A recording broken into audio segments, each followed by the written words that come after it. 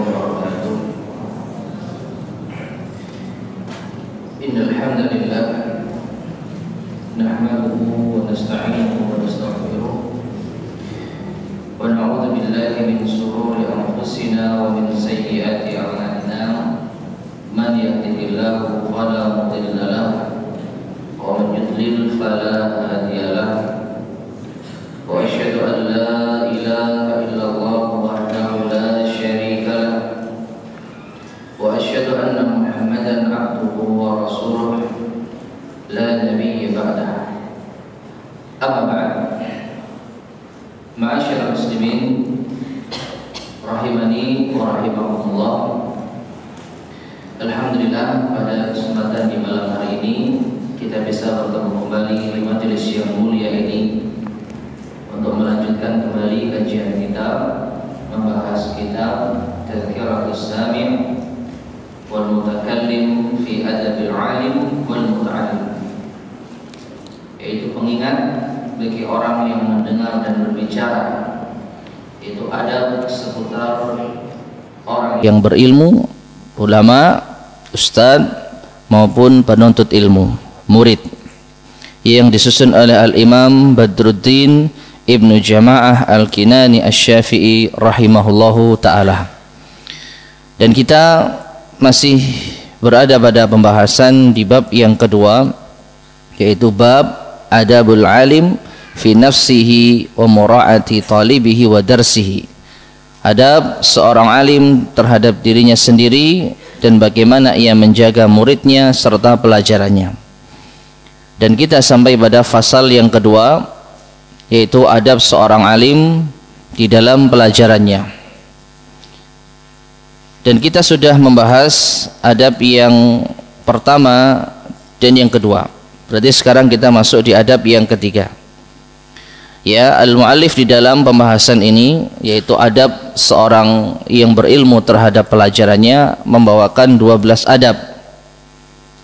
Yang pertama secara singkat, yaitu seorang yang akan menyampaikan ilmu hendaknya menjaga kebersihan dirinya, yaitu dimulai dengan menjauhkan diri dari berbagai macam keburukan dalam artian najis, membersihkan pakaian dan yang lain-lainnya. Demikian pula adab yang kedua, ini secara singkat ya, karena poin yang secara panjang lebar sudah kita sampaikan di pelajaran sebelumnya, tapi secara singkat poinnya kurang lebih seperti itu. Jadi orang yang akan mengajar, yang akan memberikan pelajaran, menyampaikan ilmu, dia harus menjaga penampilannya. Dimulai dengan taharah, membersihkan pakaian, memakai minyak wangi dan yang lainnya. Adapun adab yang kedua, yaitu tatkala ia keluar dari rumahnya hendaknya ia berdoa. Ya, berdoa keluar rumah, berdoa dengan doa yang telah kita sampaikan pada pertemuan sebelumnya. Nah, kemudian yang ketiga, kita bacakan penjelasan dari al-muallif rahimahullahu taala. As-salisu, yang ketiga, an yajliza barizan li jami'il hadirin. Hendaknya orang yang menyampaikan ilmu ia duduk barizan, yaitu di tempat yang jelas, nampak jelas, li jami'il hadirin, oleh semua hadirin. Ya. Jadi ketika duduk di majelis ilmu, ketika duduk di tempat mengajar, hendaknya seorang pengajar itu nampak jelas oleh seluruh hadirin, tidak tersembunyi.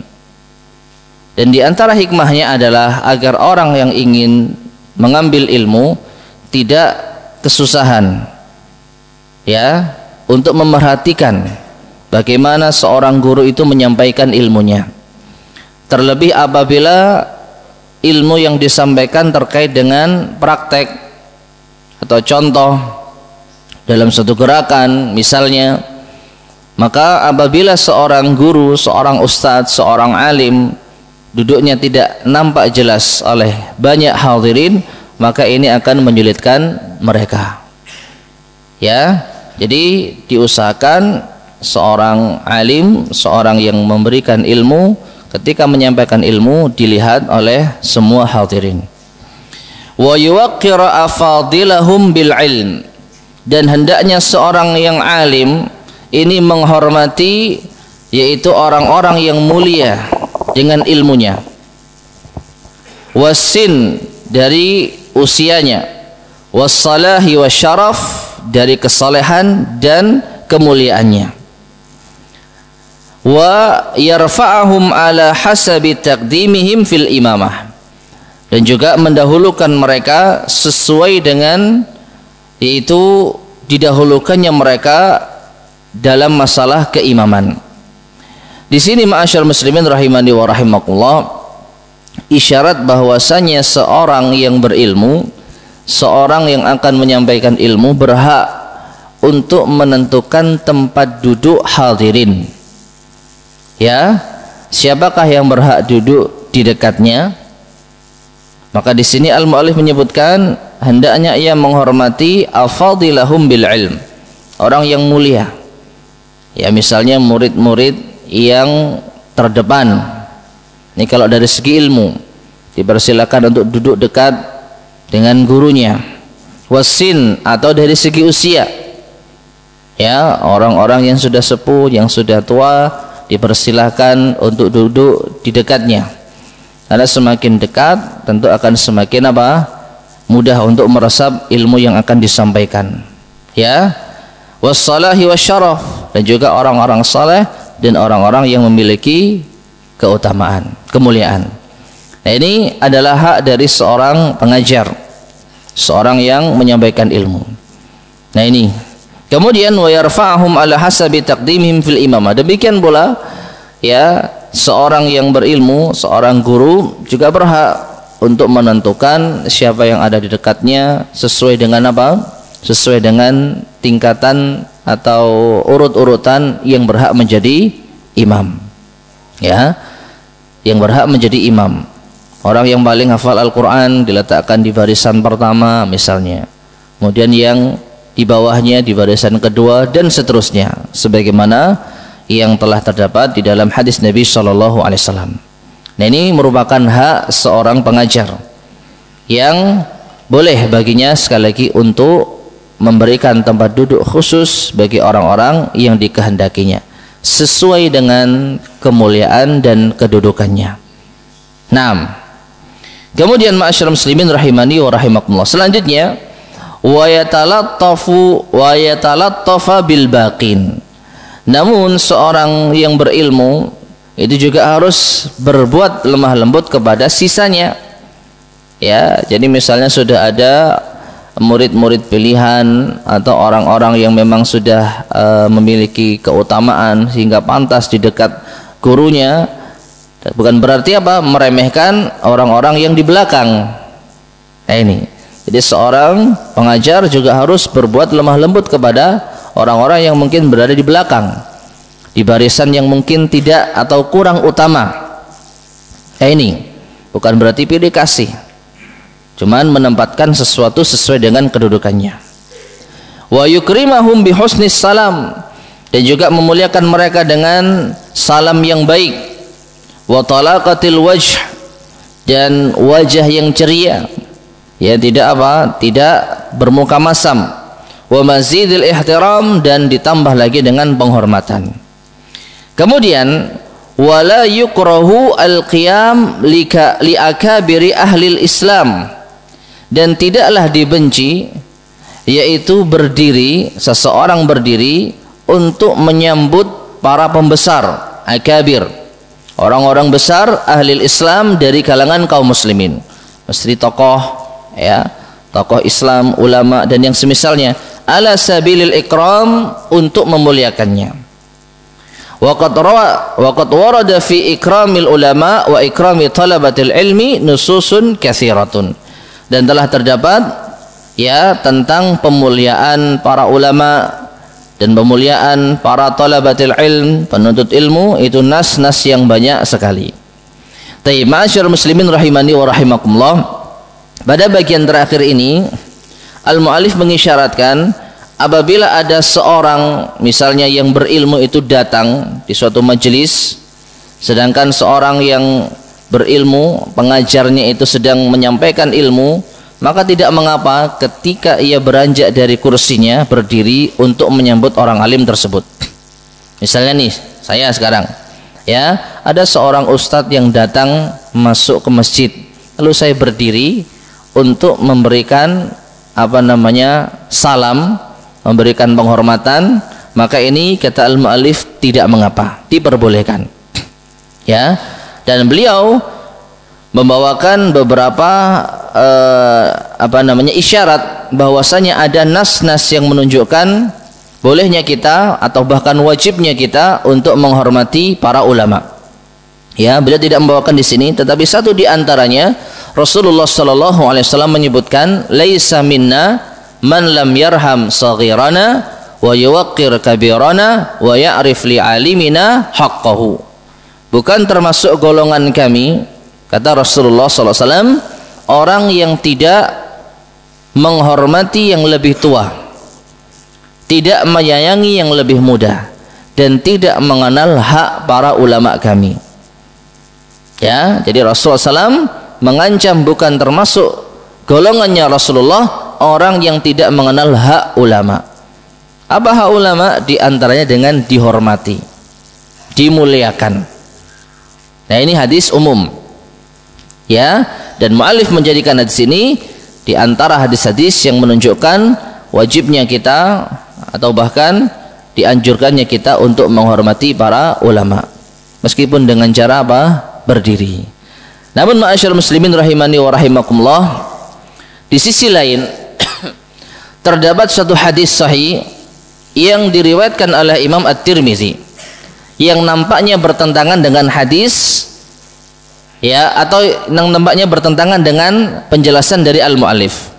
Ya, sekali lagi al-mu'allif mengatakan la yukrahu al-qiyam li akabiri ahli Islam. Tidak dibenci. Maknanya apa? Boleh atau bahkan mungkin dianjurkan untuk berdiri dalam menghormati pembesar ulama. Ya, ini. Lalu beliau membawakan isyarat tentang banyak hadis penghormatan kepada ulama. Nah, di sisi lain ada hadis yang tadi saya sampaikan diriwayatkan oleh Imam At-Tirmizi bahwasanya Rasulullah SAW bersabda, "Man sarrahu an yatamassala lahu an-nasu qiyaman an falyatabawa maq'adahu minan nar."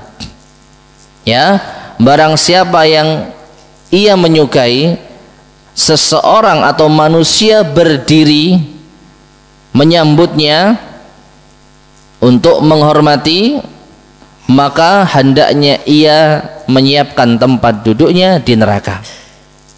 Ya, dalam hadis riwayat Ahmad, man ahabba, barang siapa yang menginginkan, mencintai, an yatamassala lahun nasu qiyaman, ya, untuk dihormati dengan cara manusia berdiri kepadanya, maka hendaklah falyatabawa maq'adahu minan nar, siapkan tempat duduknya di neraka. Nah, ini ma'asyarul muslimin rahimani wa rahimakumullah, ada isyarat seakan-akan pertentangan antara apa yang disebutkan oleh al-mu'allif. Justru dianjurkan menghormati ahli ilmu dengan berdiri, dianjurkan, ini bentuk pemuliaan kepada mereka. Tapi di sisi lain Rasulullah SAW mengancam orang yang ingin dihormati dengan cara manusia berdiri kepadanya, siapkan tempat duduknya di neraka. Ya, maka dalam hal ini kita kembalikan kepada para ulama. Bagaimanakah para ulama kita menyikapi hadis yang mulia ini? Maka para ulama kita berbeda pendapat tentang mendudukkan hadis yang mulia ini. Di antaranya Al-Imam An-Nawawi, beliau di antara yang membolehkan menghormati para ulama, para pembesar dengan cara berdiri. Beliau menyatakan di dalam kitabnya Al-Azkar, wa amma ikramud dakhili bil qiyam, adapun memuliakan orang yang masuk ke tempat kita dengan cara berdiri, falladzi nakhtaruhu annahu mustahab, maka pendapat yang kami pilih itu adalah mustahab, dianjurkan, ya, disunnahkan. Liman kana fi fadilatun zahiratun, bagi orang yang tentu memiliki keutamaan yang jelas. Ya, wa yakunu hadzal qiyamu lil birri wal ikram wal ihtiram la lirriya'i wal i'dham. Dan berdirinya ini adalah sebagai bentuk kebaikan. Ya, kita berbuat baik kepada orang yang barusan datang sebagai bentuk pemuliaan dan penghormatan, bukan sebagai bentuk riya dan pengagungan yang melampaui batas. Ya, jadi Imam An-Nawawi berpendapat boleh ketika ada orang mulia datang lalu kita sambut dengan berdiri kepadanya, diperbolehkan. Niatnya apa? Sebagai bentuk penghormatan, pemuliaan, bukan bentuk pengkultusan dan bukan untuk ajang riya. Ya, riya, ada orang yang alim lalu kita melakukan hal itu supaya dilihat orang. Oh, ternyata si fulan ini muridnya misalnya. Oh, ternyata si fulan ini dekat dia dengan ustadz itu. Nah, ini kalau ini nggak boleh. Ya, ketika menyambut ustadz niatnya ingin riya, dilihat jamaah, kalau dia akrab dengan ustadz tersebut maka tidak boleh. Tapi kalau niatnya menghormati, ada ustadznya datang, disambut, disalami, ya, kemudian diajak masuk bergandengan, maka tidak mengapa. Ini pendapatnya siapa? Imam An-Nawawi. Demikian pula Al-Imam Al-Aini, wa naqala Al-Aini fi Syarh Al-Bukhari an Ibn Al-Walid Ibn Rushd, bahwasanya Al-Aini salah satu seorang ulama yang mensyarah kitab Sahih Al-Bukhari, beliau menukil dari Abul Walid Ibn Rushd, ya, dari Ibnu Rushd, annal qiyama ala arba'ati aujuh, berdirinya seseorang untuk menyambut orang lain itu ada 4 macam, 4 sisi tinjauan. Al-awwal, yang pertama, mahzur, berdiri yang dilarang. Ya, jadi nggak boleh kita berdiri. Dalam keadaan apa? Wa huwa an yaqa'a liman yuridu ayyuqama ilaihi takabburan wa ta'azzuman 'alal qa'imina ilaihi. Berdiri yang dilarang ini apabila kita berdiri kepada orang yang memang menghendaki dia dihormati dengan cara manusia berdiri kepadanya sebagai bentuk kesombongan. Artinya kalau kita tahu ada orang yang memang sombong, orang yang memang suka popularitas misalnya, dan dia marah kalau seandainya kita tidak berdiri kepadanya, lalu kita berdiri, maka ini dilarang. Ya, jadi kata Ibn Rushd, yang pertama, dilarang apabila kita berdiri kepada orang yang memang menghendaki kita berdiri sebagai ajang kesombongan, takabburan wa ta'azuman, ya, agar dia nampak merasa agung di hadapan orang lain. Ini yang pertama. Asani, adapun yang kedua, makruh, berdiri yang dibenci, tidak sampai haram. Kalau yang pertama haram. Kalau kita tahu ada orang yang memang benar-benar gila pengagungan dengan cara berdiri, maka tidak boleh, haram. Adapun yang kedua, makruh, dibenci. Dalam kondisi apa? Wa huwa an yaqa'a liman la yatakabbar, yaitu ketika kita berdiri kepada orang yang nampaknya tidak takabbur, bukan orang yang kelihatan sombong. Walakin yukhsha an yudkhilahu bisababi dzalik ma yuhadzar. Tetapi kalau kita berdiri kepadanya, dikhawatirkan ini akan menjadi sebab dia sombong. Ya. Nah ini. Walima fihi min at-tashabbuhi bil jababirah, terutama apabila di situ ada penyerupaan dengan orang-orang yang angkuh dan sombong, orang yang semena-mena. Ya, mungkin contohnya ketika kita memberikan penghormatan, yaitu menyambut dengan berdiri orang-orang yang sebenarnya orang biasa, ya, orang yang bukan orang yang mulia, tetapi dengan penghormatan kita ini dikhawatirkan dia akan menjadi sombong, maka berdiri semacam ini dibenci, makruh hukumnya. Karena jangan-jangan bisa menjadi sebab dirinya apa? Sombong. Nah, itu yang kedua. Adapun yang ketiga, jaizun, berdiri yang boleh. Ya, berdiri yang boleh. Wa huwa an yaqa'a ala sabilil bir liman la yuridu dzalik.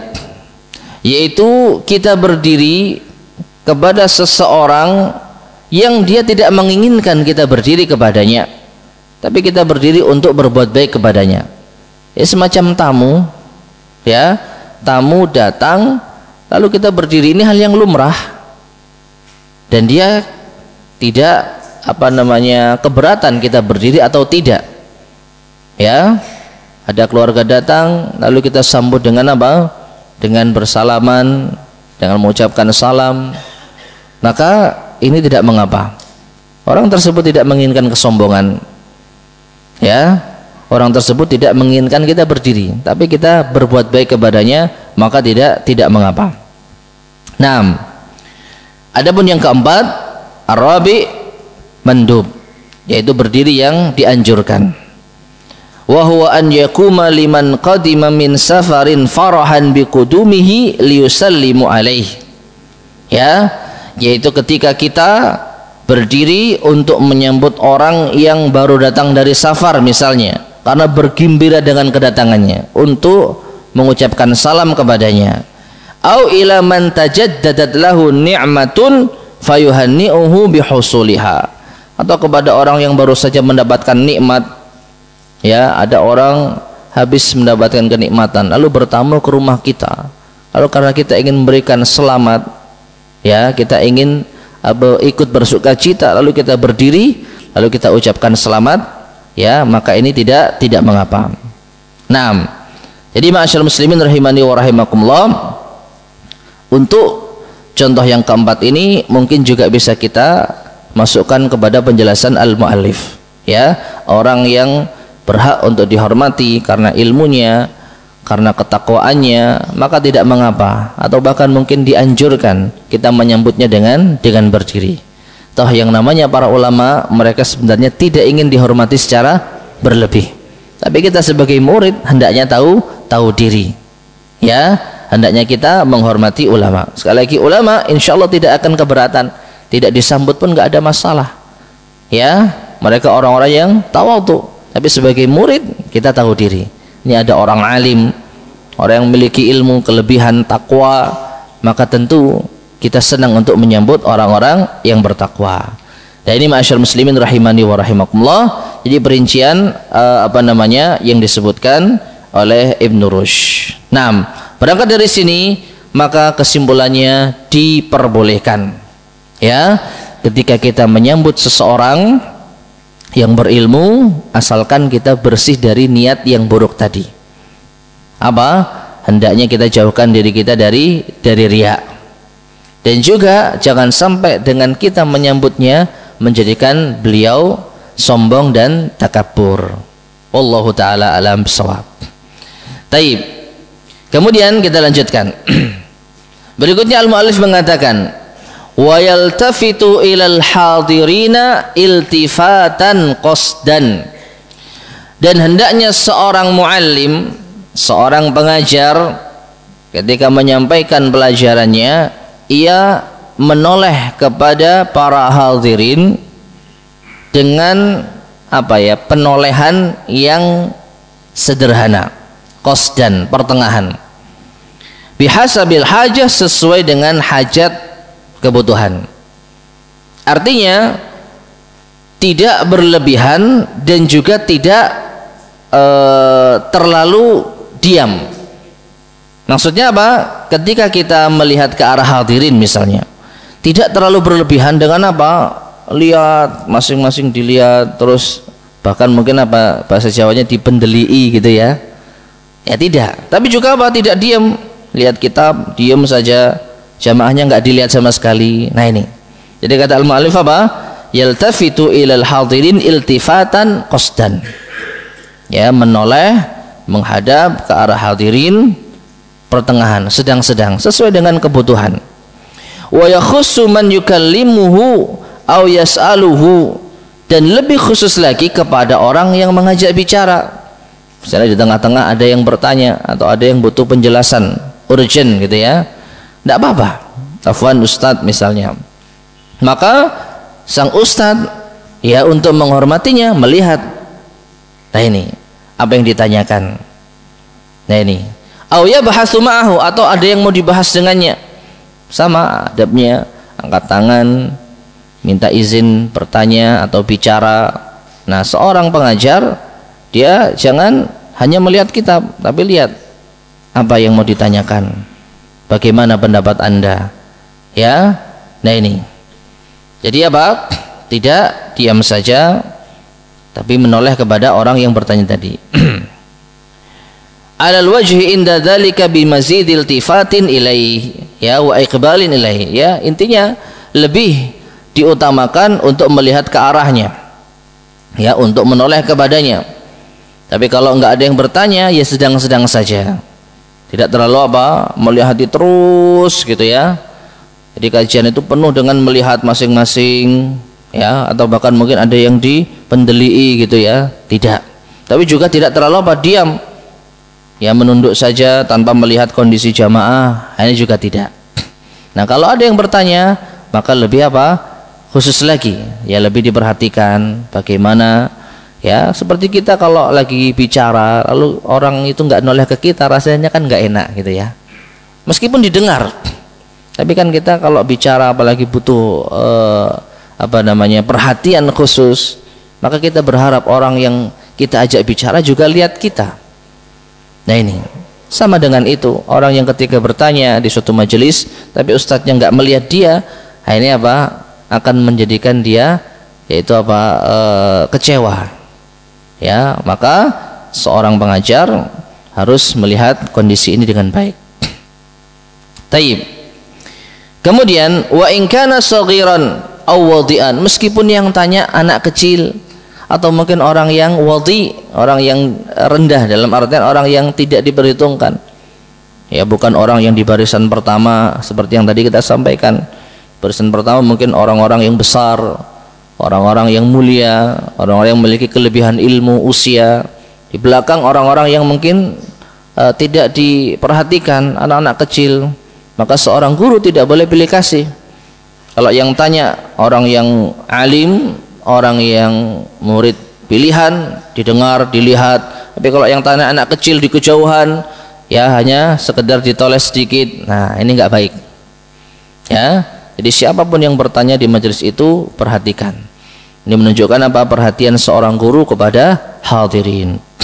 Naam, fa inna tarka dzalika min af'alil mutajabbirin al mutakabbirin, karena orang yang meninggalkan hal tersebut ya, itu orang yang kalau melihat kepada orang yang lebih orang yang rendah, anak kecil diacuhkan, maka ini adalah perbuatannya orang-orang mutakabbirin mutajabbirin, orang yang sombong, orang yang angkuh ya. Maka seorang ulama tidak boleh menyerupai mereka.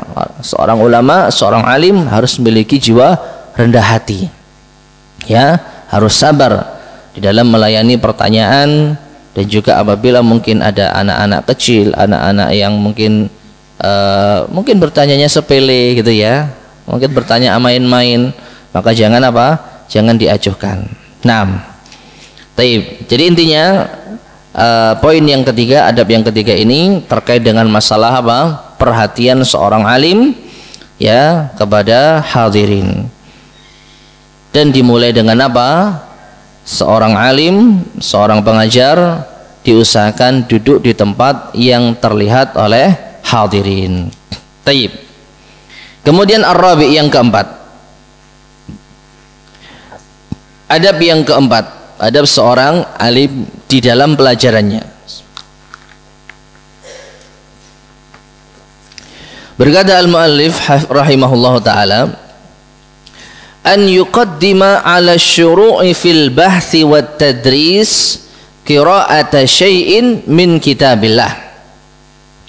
Hendaknya ia memulai di dalam pembahasan, maksudnya sebelum membahas kajian, sebelum membahas pelajaran, hendaknya ia dahulukan dengan memulai membaca syai'in min kitabillah, sesuatu dari kitabullah.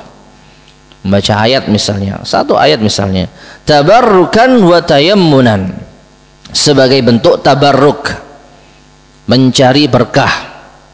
Ya, karena apa? Man qara'a harfan min kitabillah falahu bihi hasanah wal hasanatu bi asyri amsalihha. Siapa membaca satu huruf di dalam Al-Qur'an, maka ia mendapatkan satu kebaikan, dan satu kebaikan dikalikan apa? 10 kali lipat. Nah ini, maka kalau ada pengajian yang dibacakan di dalamnya Al-Qur'an, minimal ia akan mendapatkan barokah dari dibacanya Al-Qur'an tersebut. Minimal. Ya. Demikianlah hadis Nabi SAW yang lainnya. Majtama'a qaumun fi baitin min buyutillah yatluna kitaballah wa yatadarasunahu bainahum illa nazalat alaihimus sakinah wa ghasyiyatuhumur rahmah wa haffathumul malaikah wa dzakarahumullahu fi man indah. Tidaklah berkumpul suatu kaum di salah satu dari rumah-rumah Allah, mereka membaca kitabullah, membaca Al-Quran. Jadi ada Al-Quran yang dibaca, ya, bahkan saling mempelajarinya. Setelah dibacakan ayat, dipelajari, melainkan akan turun kepada mereka sakinah, ketenangan, dan mereka akan diliputi oleh rahmat Allah, dan mereka akan dikelilingi oleh para malaikat, dan mereka akan disebut-sebut Allah di hadapan para malaikatnya. Nah ini, jadi untuk apa? Tabarruk. Minimal ada ayat yang dibaca yang dengannya semoga kajian pelajaran itu mendapatkan keberkahan, mendapatkan keutamaan. Nah, kemudian kata beliau, kama huwal adatu, sebagaimana adat kebiasaan para ulama. Fa in kana dzalika fi madrasatin syurita fiha dzalik utbi asyart. Dan apabila hal itu di suatu madrasah, di suatu pesantren, ma'had, disyaratkan, ya, maka utbi asyart, syarat itu harus diikuti. Artinya begini, apabila suatu ma'had membuat suatu kebijakan, sebelum memulai pelajaran maka santri harus membaca ayat Al-Quran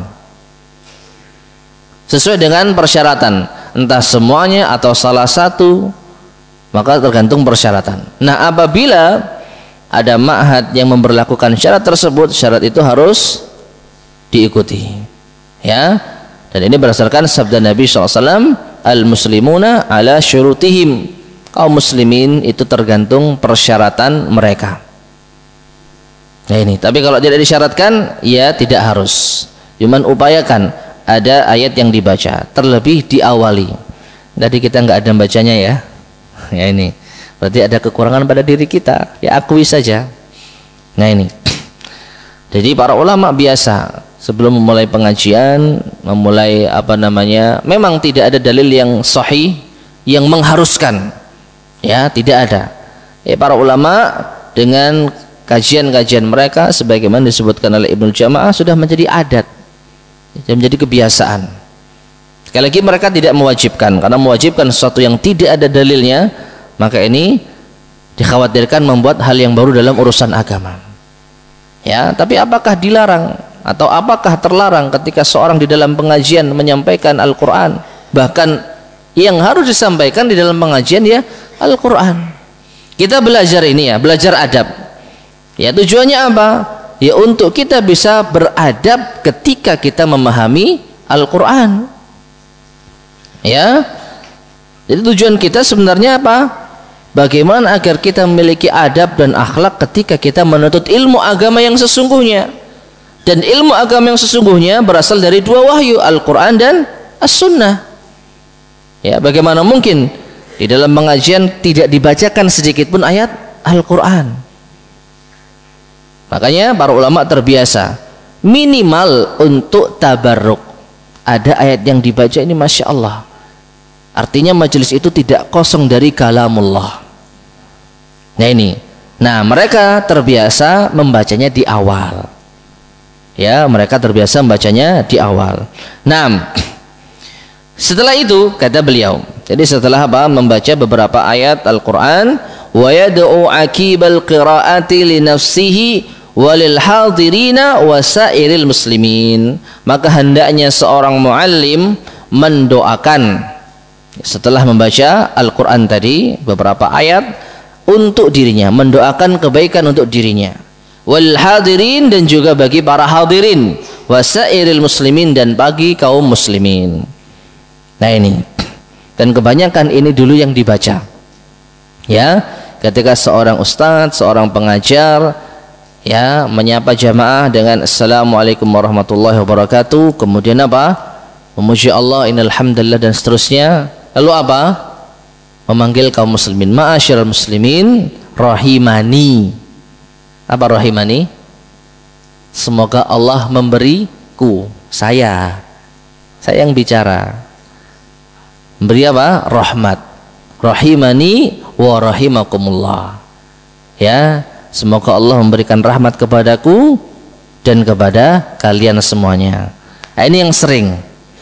Ya, kalau para ulama biasanya memulai dengan apa? Al-Qur'anul Karim. Ya, Al-Qur'anul Karim. Minimalnya kalau kita lihat di dalam bagaimana khutbah Rasulullah SAW, di situ ada ya, dimulai dengan ya ayyuhalladzina amanu taqullaha haqqa tuqatih wa la tamutunna illa wa antum muslimun. Nah, ini minimal ini. Jadi ada pendahuluan Al-Qur'an yang dibaca. Mungkin bisa kita terapkan ya pada pertemuan setelahnya, jadi supaya kita bisa mengamalkan ini. Ya terkadang kita mungkin masa diulang-ulang gitu ya. Ya biasanya kalau khutbah Jumat, khutbah Id, nah ini apa? Dibaca ya ayyuhalladzina amanu taqullaha haqqa tuqatih wa la tamutunna illa wa antum muslimun. Nah ini sudah ma'ruf. Tapi kalau kajian rutin masa dibaca terus? Nah ini padahal kita apa? Baru saja belajar. Ternyata mereka para ulama ketika memulai pelajarannya paling tidak mendahulukan ada beberapa ayat yang dibaca. Ya, dan insyaallah semoga bisa kita amalkan pada pertemuan berikutnya. Ya, kita belajar ini untuk diamalkan. Jadi jangan bosan-bosan. Ini Ustadz kok kajian rutin baca apa namanya ya ayyuhalladzina amanu taqullaha haqqa tuqatih terus gitu ya. Maka semoga ini adalah bentuk pengamalan kita dari apa yang telah kita pelajari. Nah, kemudian summa yasta'idu billahi minasyaitonir rajim. Jadi setelah membaca ayat, mendoakan kebaikan untuk diri sendiri dan para hadirin, hendaknya ia isti'adzah, memohon perlindungan kepada Allah dari asyaitonir rajim.